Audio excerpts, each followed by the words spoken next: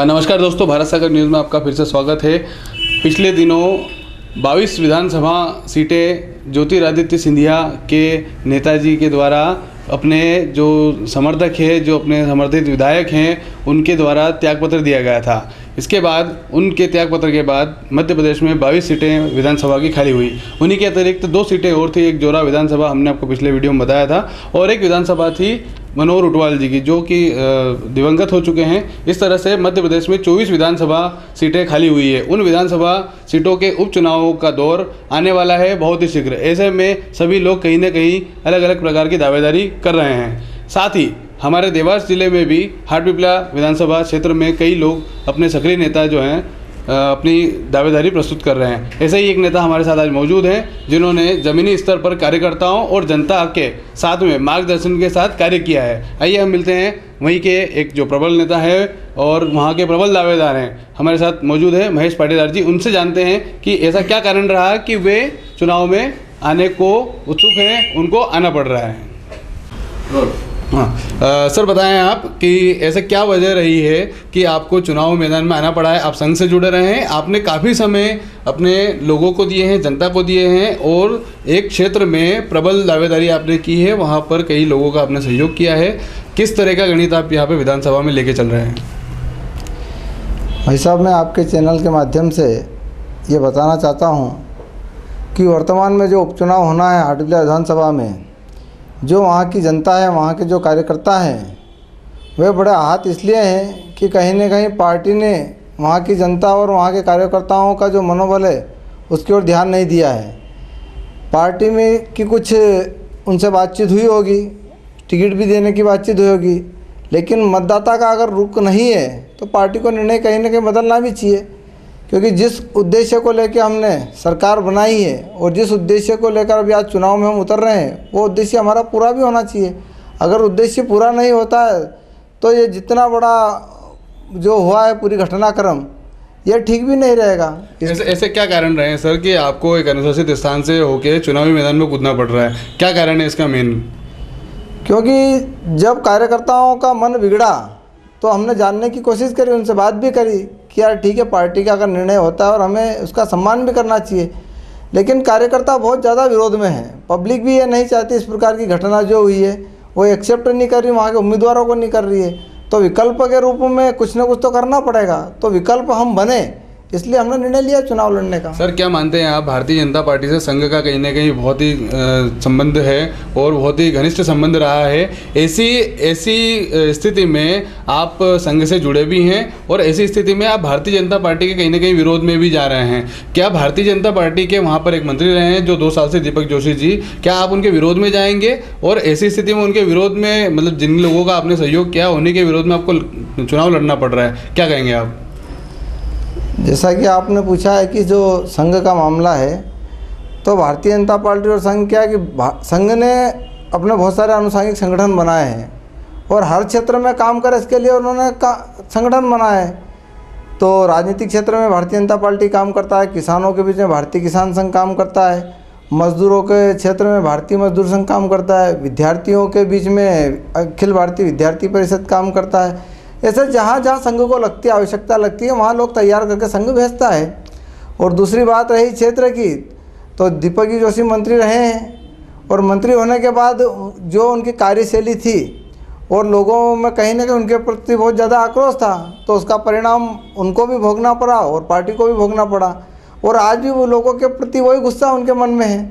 और दूसरी बात, पार्टी जिन्हें अब प्रोजेक्ट कर रही है उनके प्रति भी बहुत ज़्यादा आक्रोश है। तो कहीं ना कहीं पार्टी की सीट बचे, लोगों के बीच में विकल्प हम बने, इसलिए हम मैदान में आ रहे हैं। सर, भारत एक लोकतांत्रिक व्यवस्था है और ऐसी स्थिति में नेताओं द्वारा लगातार दल बदलू कार्यक्रम किया जा रहा है। इधर से उधर आप देख रहे हैं मध्य प्रदेश में बहुत अलग अलग तरीके के कार्यक्रम हो रहे हैं। किसी ने सरकार बनाने के लिए 22 विधायक इधर हो गए हैं, तो कोई नेता ये चाह रहा है कि हमारी सरकार बनेगी तो हम उधर चले जाएंगे। ऐसी स्थिति में जनता से आप क्या अपेक्षा करेंगे? क्या जनता आपको वोट देगी? साहब, ये जैसे आपने बताया है कि वास्तव में पूरे मीडिया मामले में चलता है, टीवी पे हम देखते हैं, चैनलों पर देखते हैं कि वास्तव में लोकतंत्र की हत्या हुई है और किस प्रकार एन कैन हुई है, सब जनता भी जानती है। और जनता अपने घर में टीवी देखती है, आपके चैनल देखती है, मोबाइल देखती है, और जनता ये चाहती है कि हम जिस पार्टी की सरकार बनाते हैं, जिस प्रत्याशी को हम चुन के भेजते हैं, वह प्रत्याशी उसी पार्टी में रहे, ये जनता चाहती है। और जनता का ये मूड है। हाटपिपलिया विधानसभा में एक इतिहास रचा जाएगा। अगर पार्टी टिकट नहीं देती और हम निर्दलीय लड़ते हैं तो लोग ये पार्टी, दोनों पार्टियों को समझा देंगे कि आइंदा ऐसी गलती कोई पार्टी करे ना, और निर्दलीय को जिता के वो भेजेंगे तो ये स्पष्ट हो जाएगा कि जनता कितनी समझदार है। सर, किस तरह की प्रतिस्पर्धा वहाँ पर रहेगी? जैसा कि विदित है कि वहाँ पर करीबन 1.5 लाख से 2 लाख के वोट आसपास वहाँ पर हैं, और ऐसी स्थिति में 5 से 6 लोग, सक्रिय लोग चुनावी मैदान में उतर रहे हैं। जनता तो पूर्णतः बढ़ चुकी है, किस तरफ ऊँट बैठेगा ये कोई कह नहीं सकता है। तो आप क्या मान के चल रहे हैं, आपको किस क्षेत्र के वोट अधिक मिलेंगे जिससे कि आपकी जीत तय हो सके? जैसा कि अभी तो समय काफ़ी दूर है, प्रत्याशियों की घोषणा भी नहीं हुई है, और प्रत्याशी की घोषणा जैसे होती है, कितने नामांकन वहाँ भराते हैं और अंत में कितने रह जाते हैं, ये हमें देखना पड़ेगा। क्योंकि हमारी विधानसभा में जो है, मैं जब से समझने लगा हूँ, ये देखा है कि भारतीय जनता पार्टी और कांग्रेस को ही, दोनों को मतदान अधिक होता है। लेकिन अभी निर्दलीय के रूप में अगर हम जाते हैं तो ये एक बड़ा अलग मामला रहेगा इस बार, क्योंकि जनता सब उम्मीदवारों को जान चुकी है, और जनता ने हमको भी जाना है, पहचाना है, हमारे विचारों को भी जाना है। जहाँ हमने काम किया उन विचारों को जनता ने देखा है, तो इसलिए जनता निश्चित मन बनाएगी और हमारे पक्ष में मतदान भी करेगी।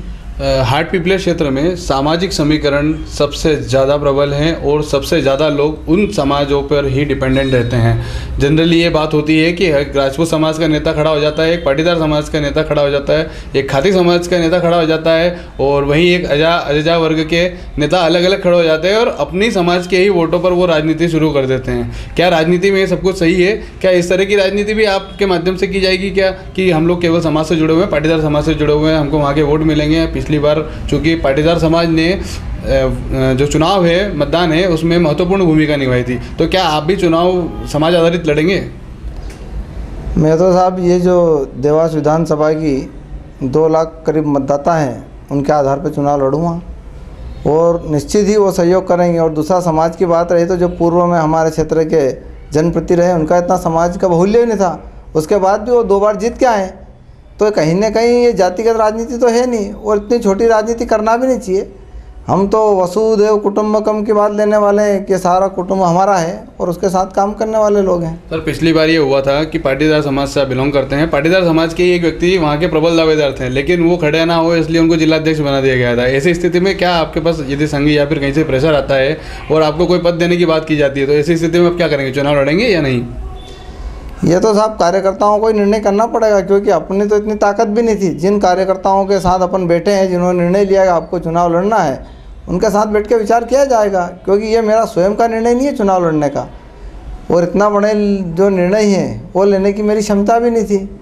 तो मैं तो ये है कि जिन कार्यकर्ताओं ने मेरे को उत्साहवर्धन किया है, जिनके साथ मैं बैठा हूँ, उन कार्यकर्ताओं के साथ बैठेंगे, वापस हमारी टोली बैठेगी, उसके बाद निर्णय करते हैं। चुनाव लड़ने का आधार क्या है सर? क्या वजह है कि चुनाव लड़ना पड़ रहा है? जनता की सेवा, या फिर अपनी खुद की सेवा, या फिर कार्यकर्ताओं की सेवा? ये तो हमारा पीछे का इतिहास आप उठाकर देख लें कि हमारी सेवा कहाँ होती है, क्योंकि जनता की सेवा और जनता के मुद्दों को उठाना चाहिए।